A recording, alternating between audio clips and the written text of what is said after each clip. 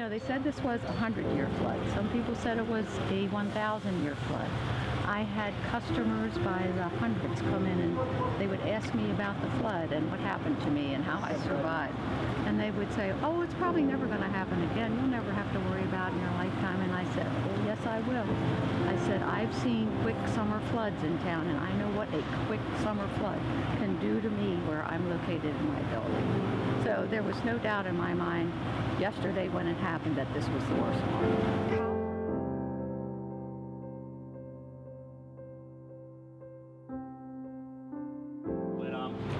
It's still a difficult scene down there. As I said to you this morning and yesterday, it's devastating for all of us. We've had an opportunity to talk to some of the business owners today, Senator Cardin and Senator Van Hollen and Congressman Cummings and Councilman Weinstein and I, and they're devastated, as you can expect. They have gone through hell to get where they are today before this flood, and now they're facing it all again. And so our hearts are with them. We've told them we're there to help them in any way possible. And we greatly appreciate our federal partners coming to offer assistance and encouragement for all of us.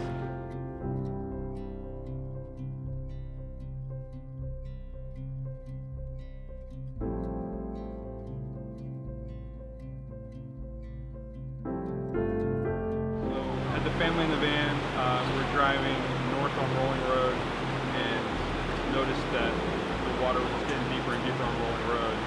Turned off the main road, and that's when we saw the first vehicle underwater. It was an F-150, and it was water up to the top of the windows.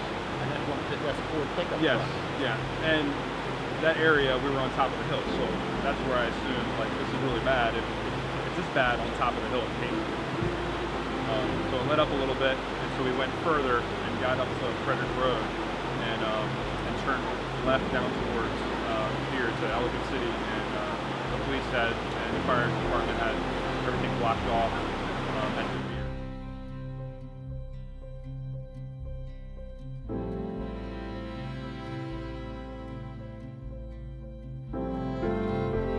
What's around your neck?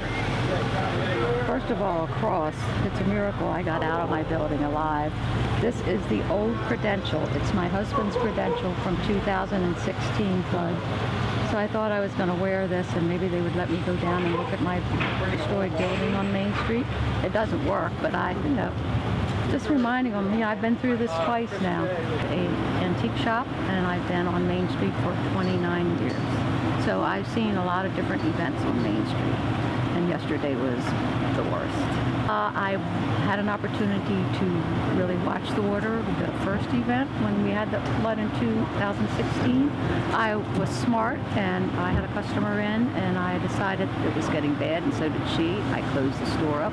We both walked out together. The water was rolling up to our ankles at that time.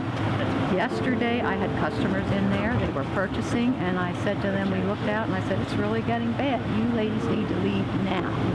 And after they left, I was trying to secure my building. I had no way to lock my door from the inside on my shop. So now I went running around in my building, in the basement, flooding water, rushing in the basement, front and back. I went upstairs. By the time I got up on the second floor, my door on the other side had pushed open and the water was rolling in like a river. So my husband called and said, you need to get to the second floor, and it got worse, and I watched all the cars float down.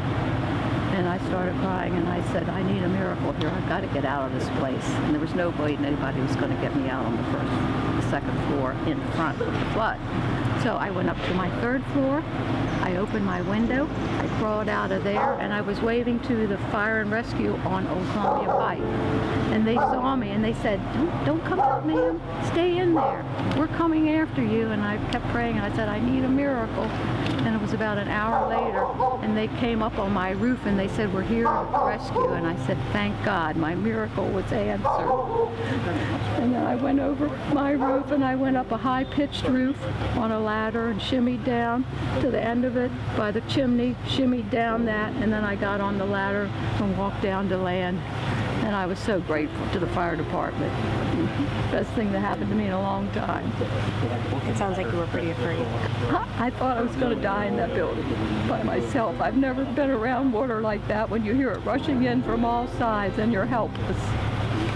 Well, I'm glad I'm here today.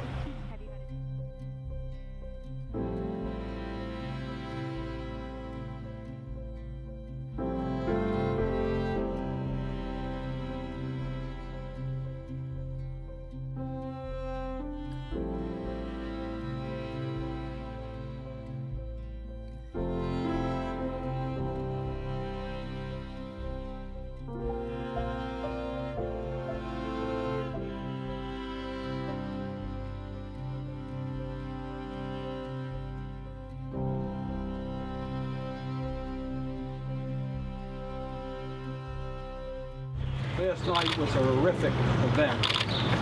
The amount of rain that fell in such a short period of time, causing floodwaters to occur without much notice in succession. It wasn't just one stream of water, and the elevation was so quick. This happened during a holiday weekend, and it was very busy in Ellicott City. So there were a lot of people at risk. The first priority in these events is to save life. And that's exactly what the first responders in Howard County did. Clearly, there's going to be some hard decisions that are going to have to be made by residents and shop owners here. We recognize that. You shouldn't have to go through this once in your lifetime, but twice in 2 years is something which is just, it breaks our hearts. So, yes, we're here on behalf of the federal team.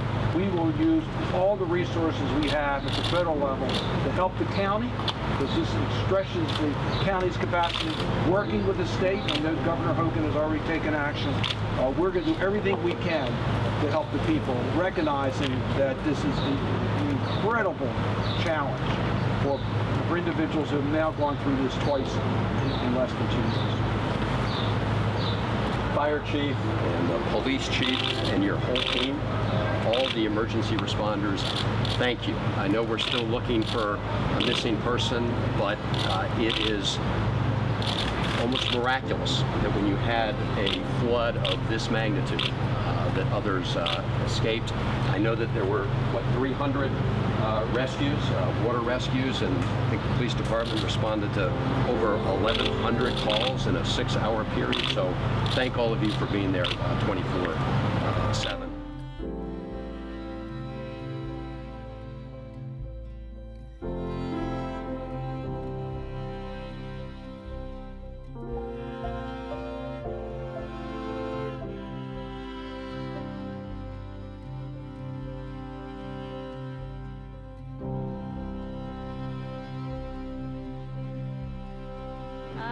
So it started to rain at like 3:30, and by 4:30 it was, I mean, we get like rain from the stream up here pretty often. It'll kind of like make a little stream on the side of the road.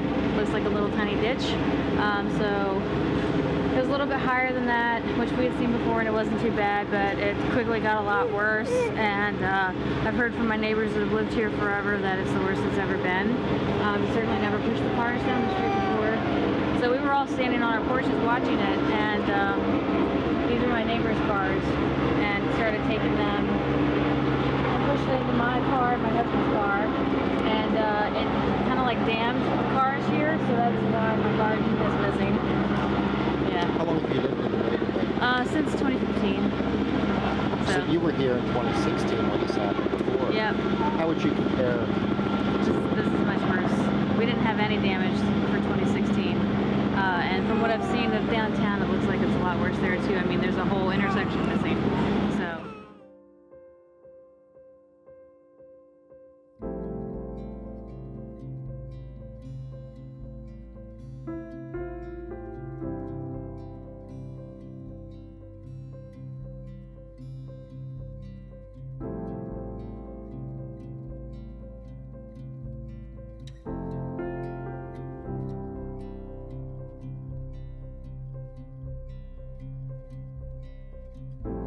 I think Ellicott City was as prepared as it could be.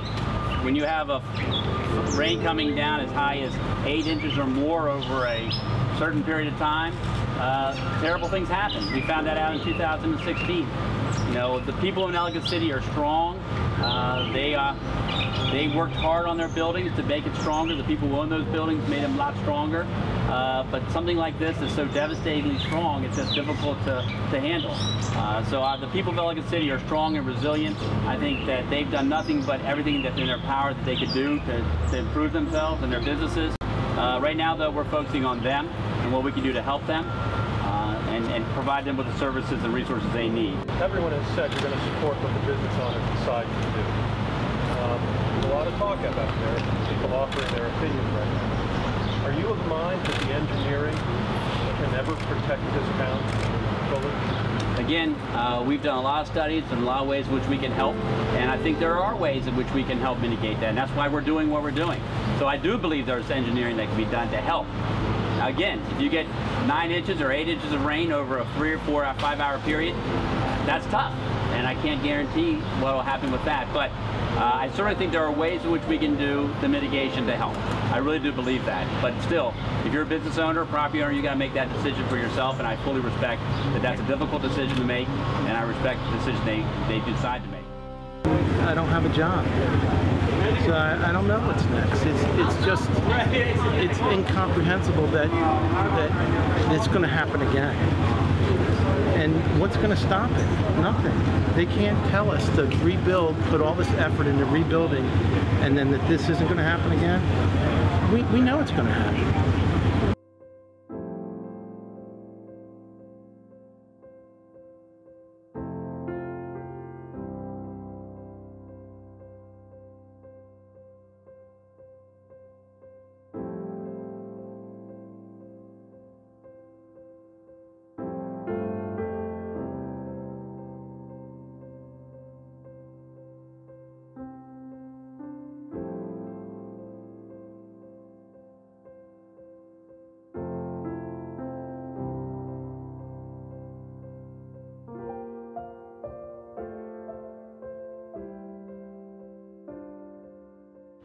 So as of today, we've got units down the river on both sides. We've also searched the river pretty extensively with human assets and cadaver dogs searching for victims and the missing person.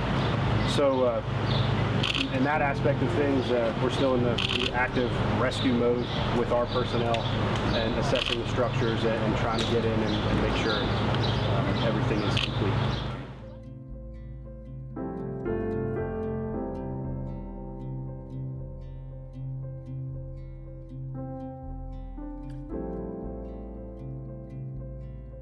We were coming home north on 29, and right around the time we got where Columbia is, our phones, we both started getting a lot of text messages, a lot of phone calls, and it was all of our neighbors on this block that were warning us not to come back.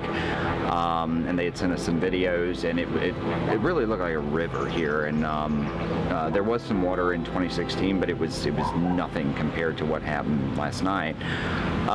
So we just kind of circled the area, and we waited out in a few parking lots until things calmed down, and we were able to get back down here. It took us until I think around 8 o'clock at night that we were able to actually come back to this block, and then start to assess what had happened.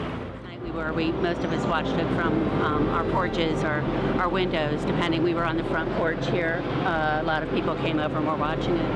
How high did the water get up? Pretty high. I just had all my landscaping done, and it's all gone now. So it was hitting right about the bottom of the box on that telephone pole there. It's up here. My car's up here, so it's safe, unlike the people who are parked on the street. Yeah, and did the water just kind of rush their cars down? Is that... No, it was a slow move.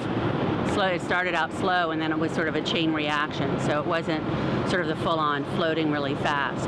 But yeah. How long have you lived here? 21 years. So you were here a couple of years ago. Oh yeah. Can you tell me what your reaction is now compared to then? This is a lot worse for our street. We didn't have damage like this, or I was worried some of the cars were going to float away in 2016. But this is a lot worse for our street, and from what I hear, you can't get to it. But Main Street as well, and for obvious reasons. But yeah, we didn't see this with the trolley path and the road buckling. I mean, that's going to be a sinkhole, and it's bad.